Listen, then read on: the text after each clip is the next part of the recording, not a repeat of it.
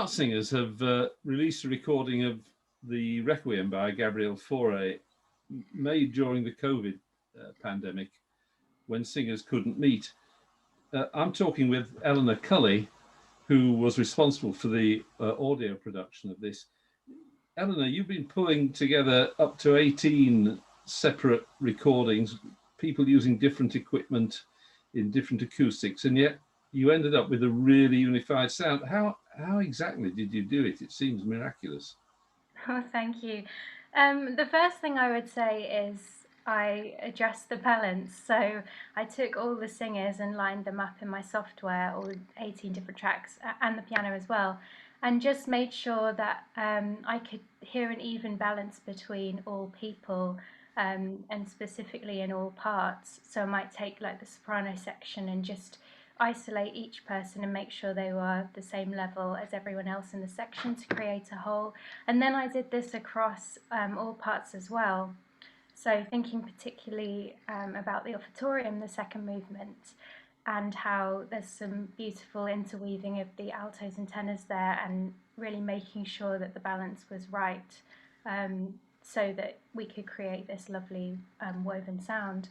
And then in terms of different people's devices and recordings, I'd say slowly over time we all got better at this, and we all learnt about singing a specific distance away from the microphone that wouldn't distort, and that would sound not too close but also not too far away, to make sure I was feeding back to people about specific things in their specific recording.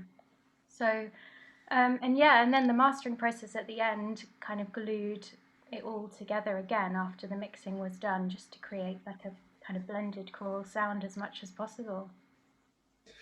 Presumably, you're using some standard Magic software to do all this.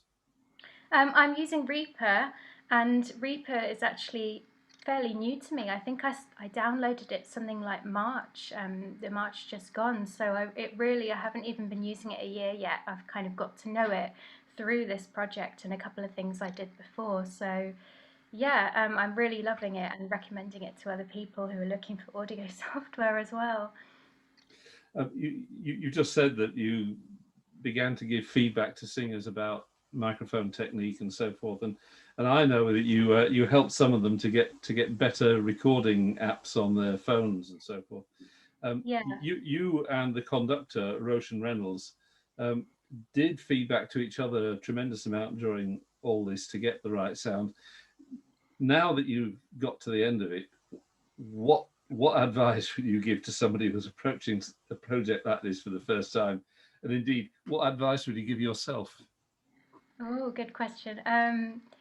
I'd say patience is required, and thinking about how long things really take. I mean, we were quite optimistic at first about doing a movement per week, but due to everyone's schedules, this was just very difficult to do, and that was over the summer period when well, I was personally a bit more free from work.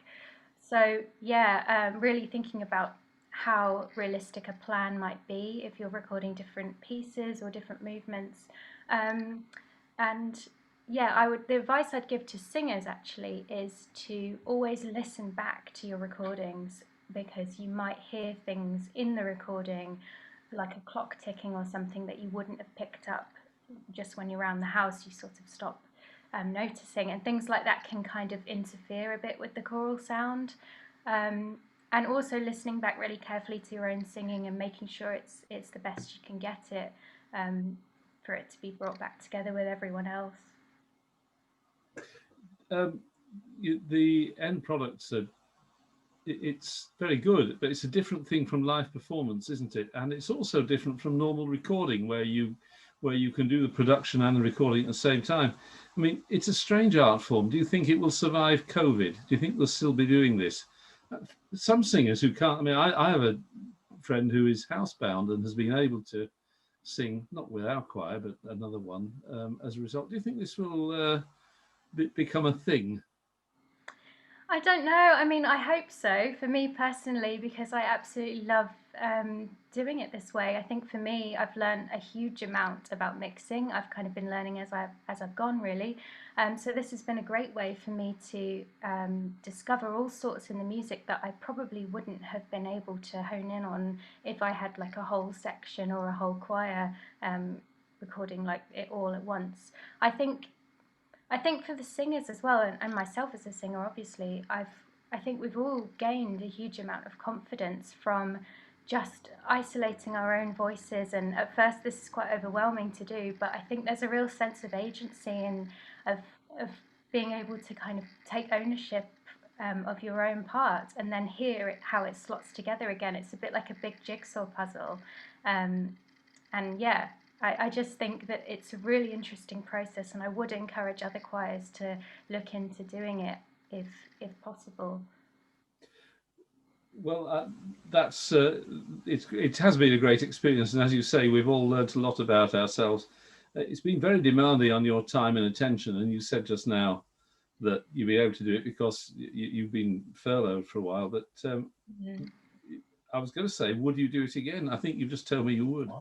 Yes, I would, and we have some plans to keep going for a Christmas program and an exciting project in early 2021.